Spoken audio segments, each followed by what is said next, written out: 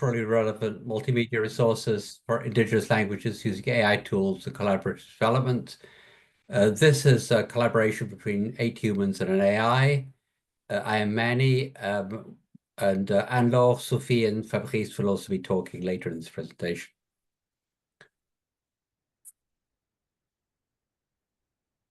So the work's been done in the context of the Clara project. So I'm going to start off by saying a few words on what Clara is. Then I'm going to go on to say why images matter, especially in indigenous contexts. I'm going to talk about how we use AIs to create images, and then my collaborators will give examples of how it's been used in the 3 indigenous languages they're working in.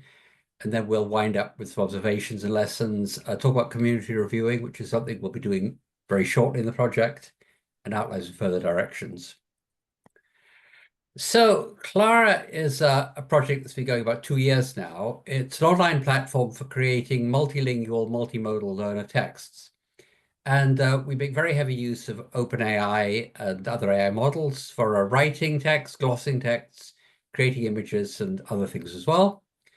And the output of a Clara project is an interactive multimodal text, which you put online. It contains text, images, audio, various kinds of annotations. And it's a community-based platform, so you can share your projects, you can review them, you get input. And at the bottom of the screen, you can see screenshots of 3 of our recent projects. I chose them mostly because they have nice images and titles. So what I just described is what you could do in a language the AI knows. And people who are familiar with ChatGPT know that it's competent in quite a lot of languages, certainly dozens and arguably over 100. And if you're working in one of those languages, it can do a great deal. As I said, it can do almost everything. But in a low resource language, which is most indigenous languages, you can't do that. So the AI doesn't know the language, or it does it very, very poorly. So the user needs to write the text, so the user needs to annotate the text. And so you'd be forgiven for thinking the AI can't contribute. But in fact, that's not true. The AI can still create the images if you give it a translation of the text. And that's what we're going to be talking about today.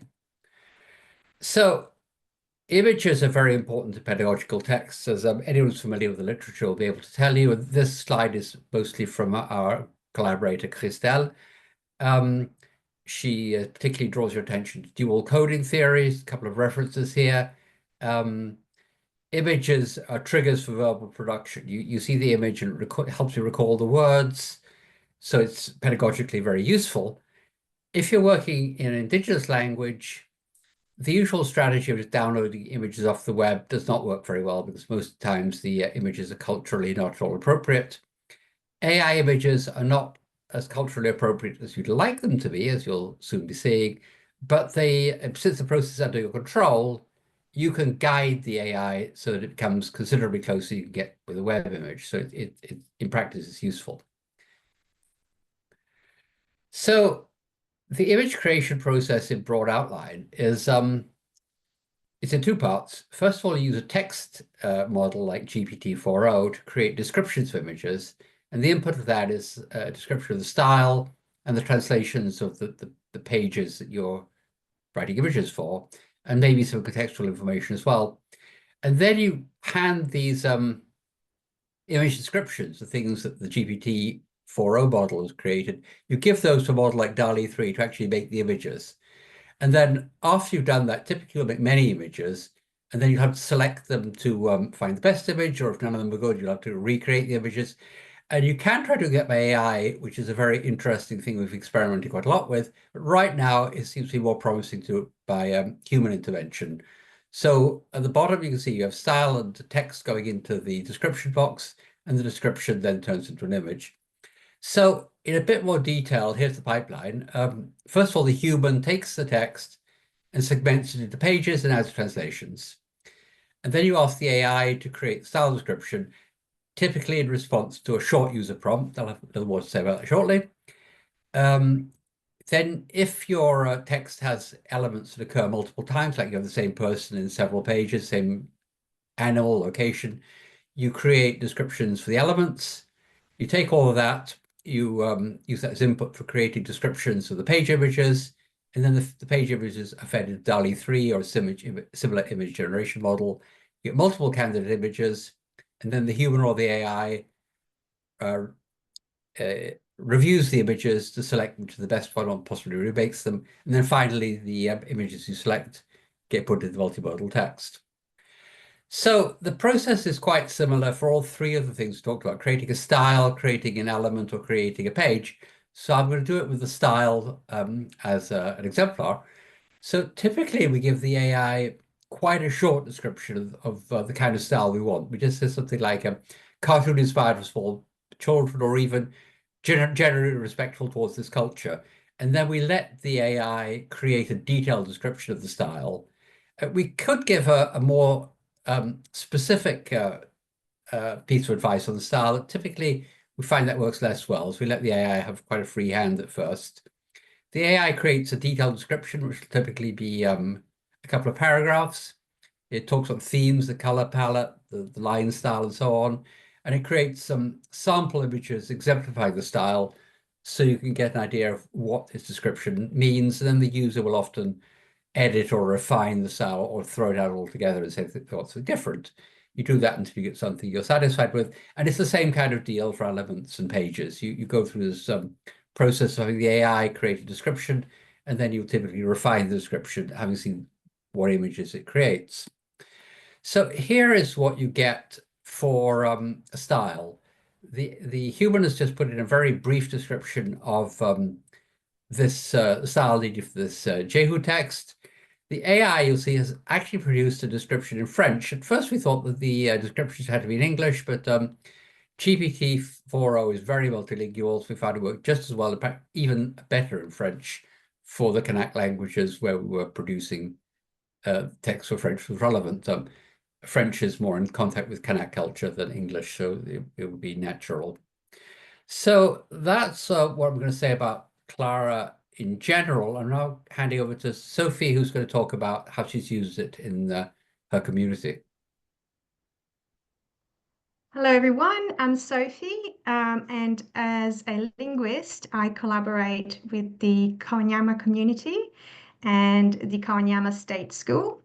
As you can see, Kawanyama, you can see on the map, Kawanyama is a remote Aboriginal community in far north Queensland in Australia. I would like to acknowledge the Cockapare, Yiryoron and Kunjin traditional owners of the languages and countries in and around Kanyama. And I would also like to pay my respects to their elders, past, present, and emerging. And we are collaborating to develop the language program at the school, the Cockapare language program more specifically. So we need images so that the kids at school can learn Cockapare language. Next slide, please. So here we're going to be reviewing the 50 images that were generated for the 50 words in Cockapare, which is a picture dictionary. Out of the 50 illustrations that were generated by AI, 26 were either good or acceptable. I also need to note that we're going to need more votes from Kawanyama community members in order to confirm the judgment on these images, but it is a process that we're going to start implementing shortly. Next slide, please. So this is an example of a good image that was generated by AI. This was to illustrate this word in Cockapare, Mimmarpany, which means rainbow snake, cyclone. And AI did a great job at integrating the meaning for this word, which incorporates both the weather phenomenon and the totemic mythical being that is associated with it. So out of those 50 images, 24 didn't give good results. So Clara has implemented two functionalities to improve the images that are produced. One option that we have is to edit the description that is associated with the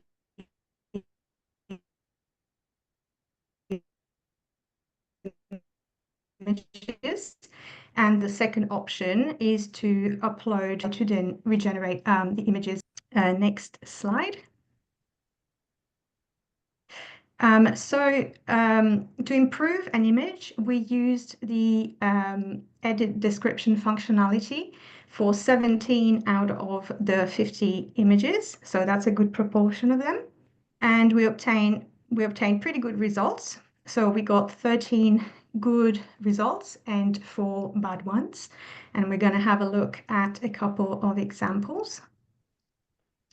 Next slide, please. So the first is a successful example, originally to illustrate the word for tooth, teeth.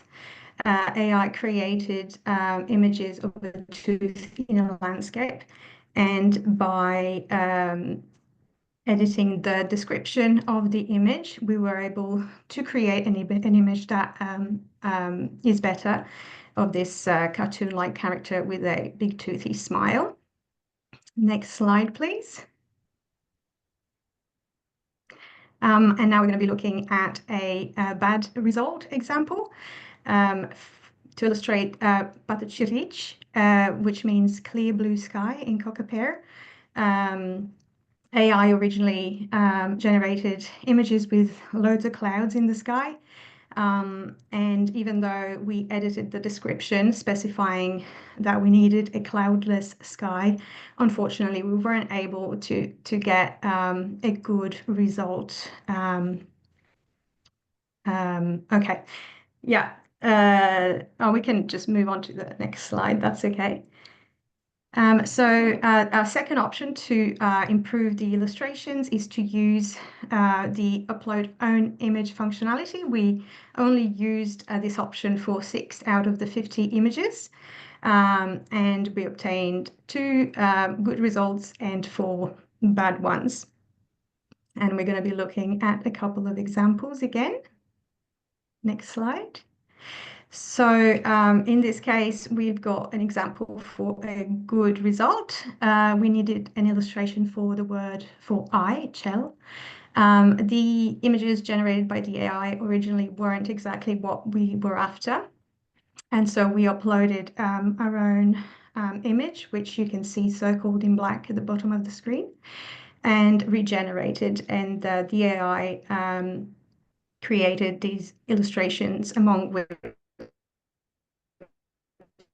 we've got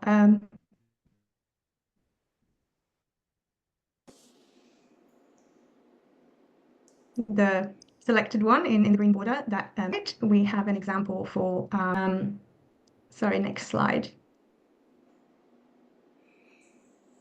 Yeah, so these are the illustrations for the word for house, mirm, in Cockapare. So initially, AI generated images of huts that are not culturally appropriate. And also, we needed the illustration for a modern house in Kawanyama. So we uploaded one, which you see circled in black at the bottom of the screen. But in spite of this, even when regenerating, the images that were produced are still not appropriate. So this doesn't work all the time. And finally, this is an example for a bad result when generating images of people. This is the image associating Cockapare.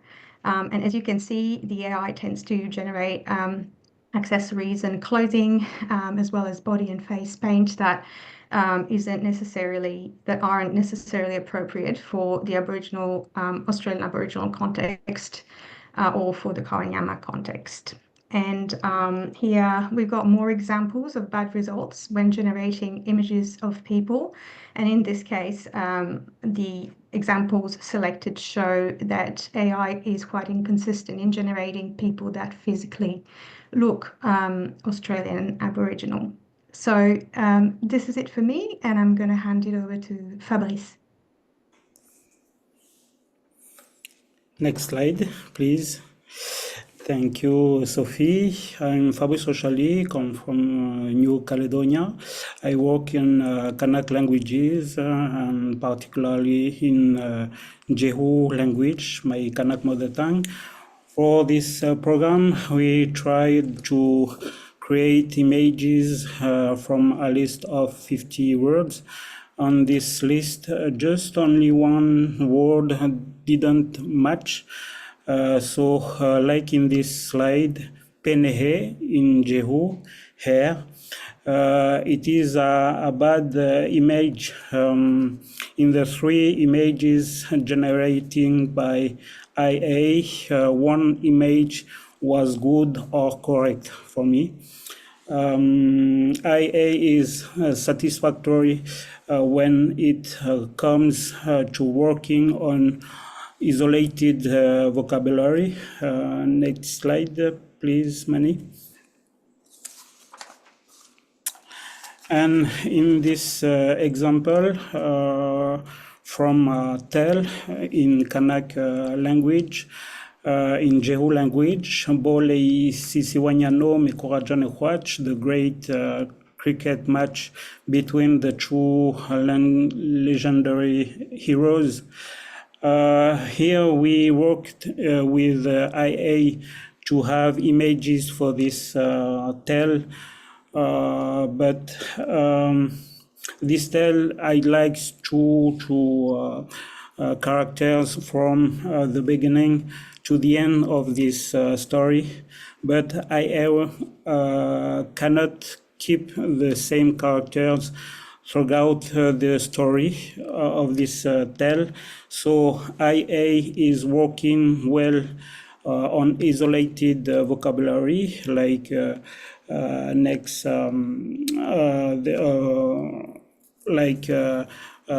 vocabulary like dictionary for the moment, but still needs to be improved on tales.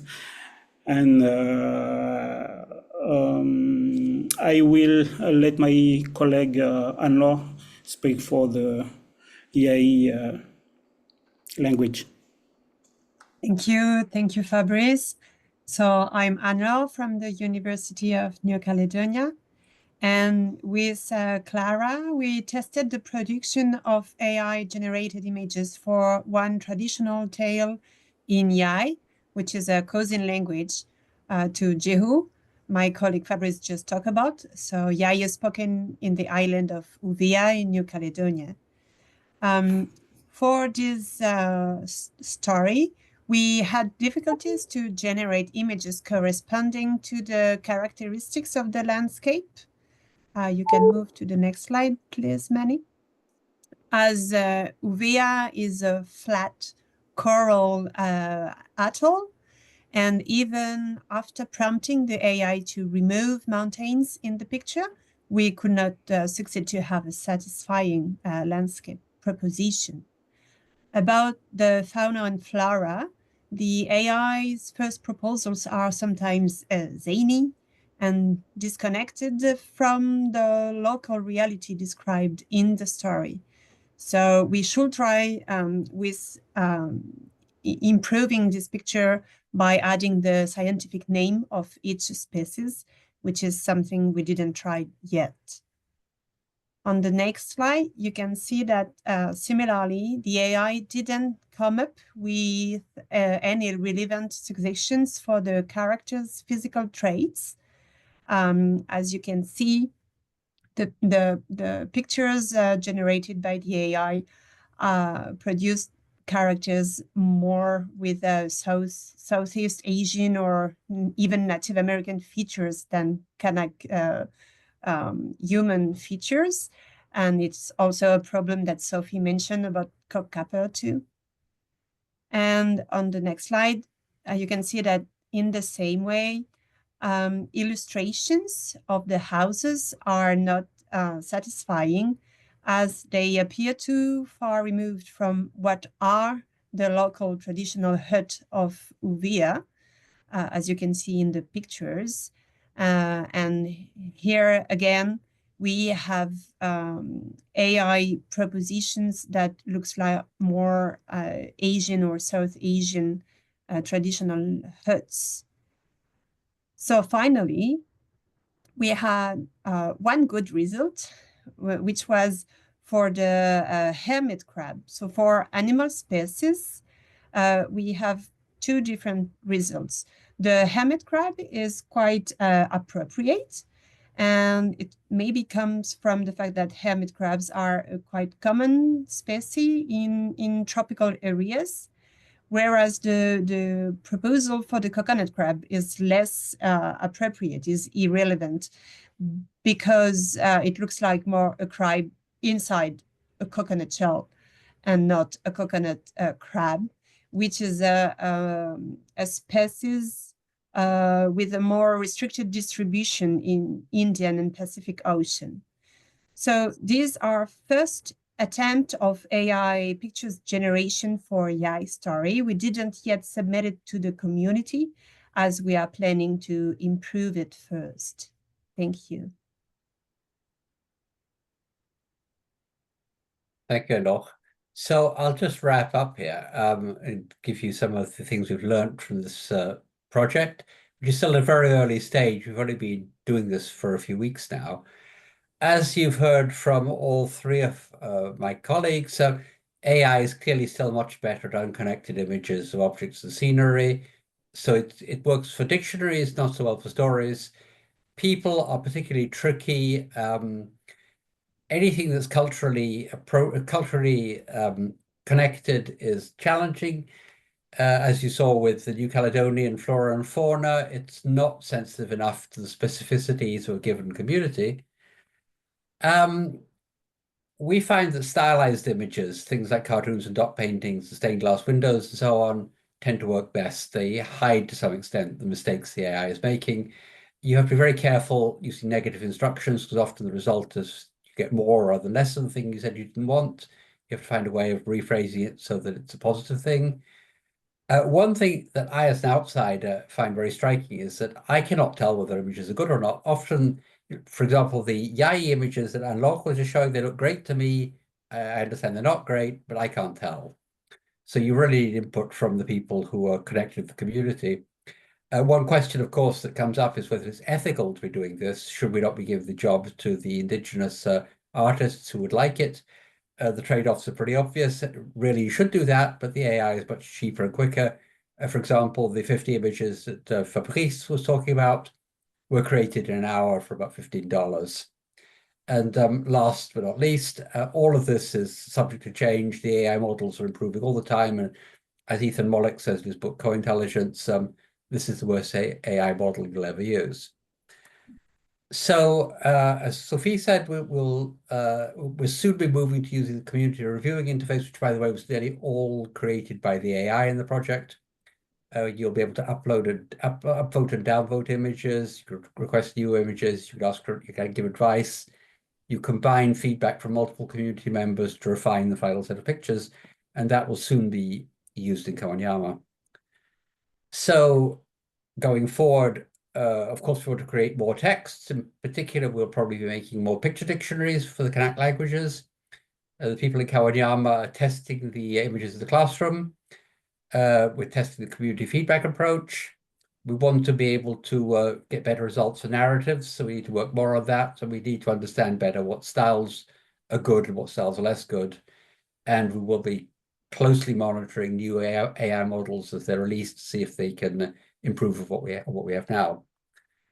So summary, we have here an AI-driven platform for creating multimodal text, in particular creating pictures. We're still in the early stage with the images, but they're good enough that you can use them for simple things like picture dictionaries. With handling indigenous languages by adding manual translations. It's very important to find a good style, and the AI can often help you. They can't do the whole job. And we would love more communities to try this out. So if you are interested, please contact us. So if you want to use Clara, there are instructions posted on our website. You can run it on your own OpenAI key, and feedback would be greatly, greatly appreciated. Thank you. And if you've got questions for me or my co-authors, please talk. Thank you. I think the first question is, could you go back to the previous slide so we could get the link? Yes. Thank you.